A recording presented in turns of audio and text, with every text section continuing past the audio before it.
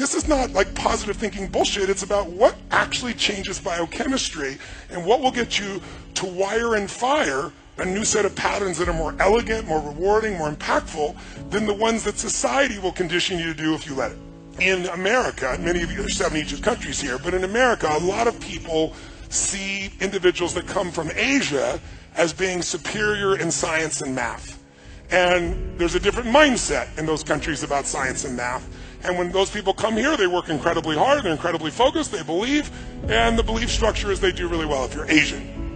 Now, in our culture, in the past, many times people have been focused on the fact that if you are a man, you do well with math and science, but if you're a woman, it's just not your cup of tea, you're not quite as strong in it. And there's no basis for that whatsoever, but it's a cultural anchor that people have begun to believe in. So here's what's interesting. They took the math part of the SAT test, and they took a group of women at Harvard, and all they did to change the test is change the first question of the test.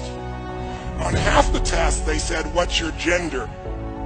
On the other half of the test, they said, "What is your nationality?" Right? What's your ethnicity? Well, interesting. When they're asked what their sex was, and they're all women, they performed 11% lower. And if they were asked, "What is your ethnicity?" and they said Asian, they were 11% higher, a 22% difference between the two, and the only difference was the first question test. Because it primed you either for your higher level of skill based on your conditioning or a lower level of skill based on social conditioning. That is the power of priming. So my point is really simple. If you're going to get the results that you deserve and that you want to prime yourself for success, prime yourself for love, prime yourself for courage, rather than hope that you show up that way based on the triggers of your environment. When you get in your head, what does that really mean? It means you're believing the most limiting thoughts. And you have to remember, we all have a 2-million-year-old brain. And it's not designed to make you happy, it's designed to make you survive. So it's always looking for what's wrong. Whatever you're looking for, seek and ye shall what?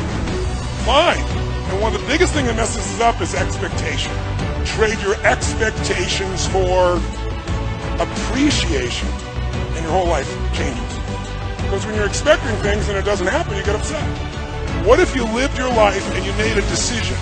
And the decision was, life is too short to suffer. It's too short to be stressed, pissed off, fearful, worried.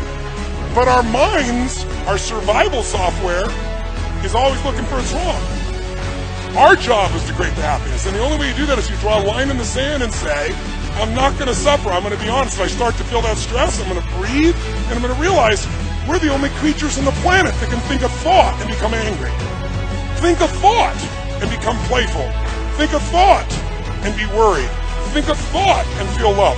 Well, when you get clear what you want, and you see it as done and feel it and create it in your mind and your heart, and you celebrate it, there's a sense of certainty that enters your body, but you have to take control and train this brain. If you don't train this brain, it'll use you instead of you using it. Thanks for watching. A like would be appreciated. And don't forget to subscribe.